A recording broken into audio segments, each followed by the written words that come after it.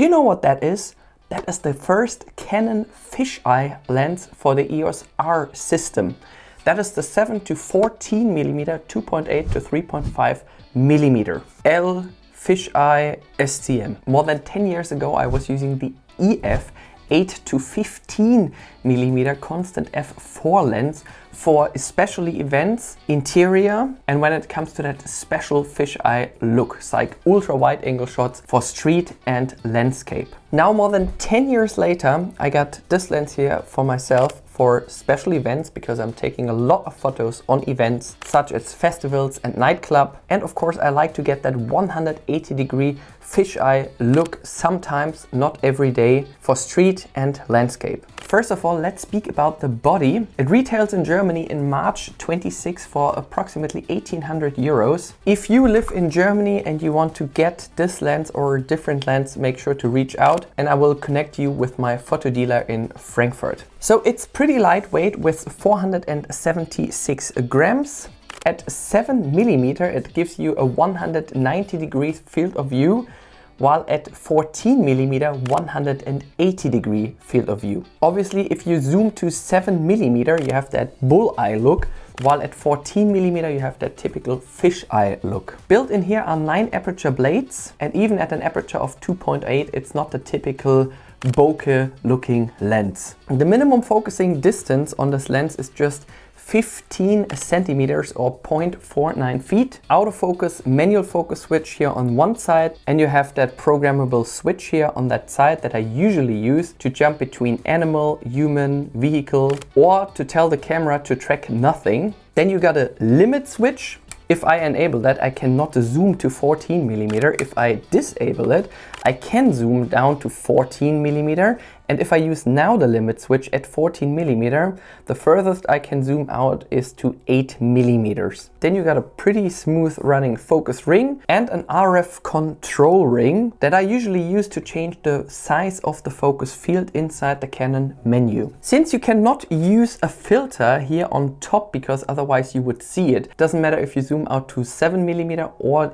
zoom into 14 millimeter, you will always see that filter. You see also the lens hood, which is super cheap, by the way, if you zoom all the way out to 7 millimeter. If you zoom in all the way to 14 millimeter, you won't see that lens hood anymore, but make sure anytime you're getting closer to something that you don't scratch that front element, because on your camera screen it looks like that you're further away, but in fact you're already scratching the front element. So make sure not to get too close. That's why Canon came to the idea to make use of a drop-in filter that retails for another 300 euros here in Germany. I ordered it and it's still not here yet. There's an ND version that goes to 2.5 to ND 500, and there are 2 other filters. If you're interested, make sure to check them out yourself. So since I mentioned that already, the lens hood feels really cheap, not specifically the kind of material that I expect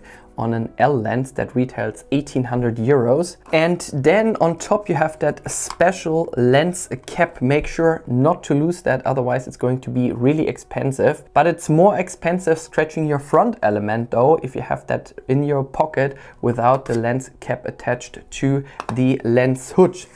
And you cannot attach that lens cap without that lens hood. If we speak about lens flare, ghosting and flares are reduced to a minimum. Much better performance than with the old EF version from what I remember. That's kind of a long time ago, but it does give you beautiful sun stars and clean long exposures with no distracting flares. If we speak about sharpness, I don't know any EF or RF lens that was unsharp. It's more down to the user. So if you're capturing a landscape photo at a 2.8 aperture during a bright daylight with an ISO of 25,600 and a shutter speed of 32,000 of a second, that doesn't make sense. If you're taking a photo of a skateboarder at a 50 of a shutter speed, ISO 100 and f14, that doesn't make sense either. So if you know your settings, you will get extremely sharp photos. And I did use it already in a nightclub on my Canon EOS R1, and I did get really sharp results here on this lens. Of course, if you look at the corners, since it's distorted distorted, they don't look that sharp anymore, but wherever you set the focus point, you will get sharp images.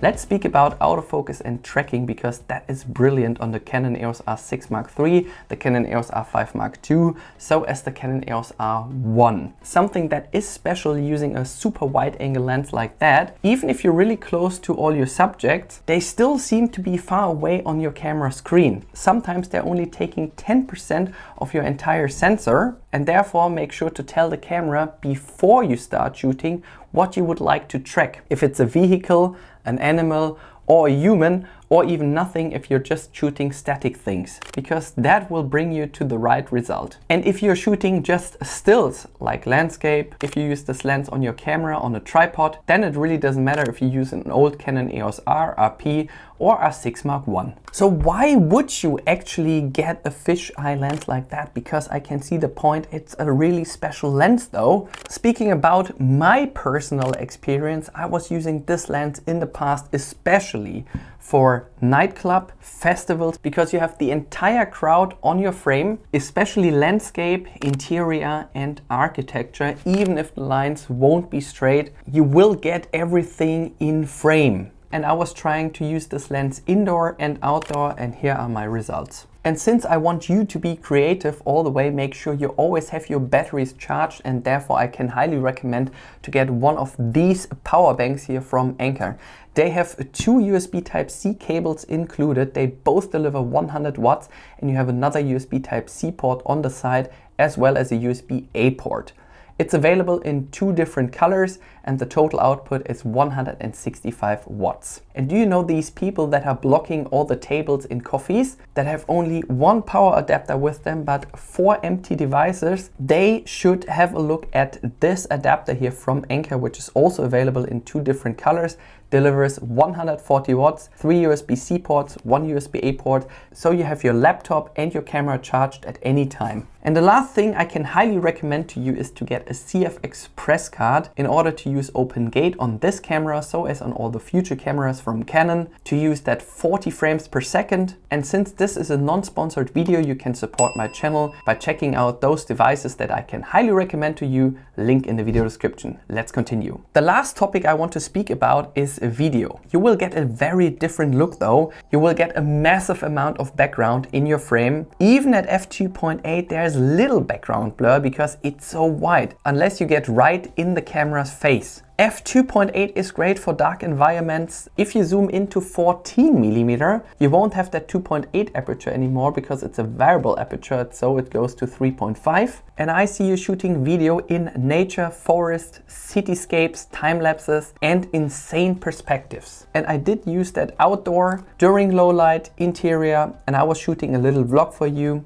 And that's how it basically looks like. My conclusion about the Canon RF 7 to 14mm fisheye lens. Do you actually need a fisheye lens like this? Yes and no. It's a brilliant lens, as I said, for festivals, nightclub, landscape, nature, interior, architecture, and for all creative works. And I would say if you're the only one in your circle offering these perspectives, you will have a competitive advantage. The price tag at 1800 euros here in Germany is a lot. And if you're getting an ND filter because you're shooting in a log profile at ISO 800 or 6400 on the Canon EOS R6 Mark III, you need to spend another 300 euros. So my final word, it's extremely light and sharp. You might not use it every day, but it's better to have it and not need it than to need it and not have have it. So the question for you, would you use a fisheye lens, and for what would you use a fisheye lens? Is that already on your wish list, or are you using the old EF version with the adapter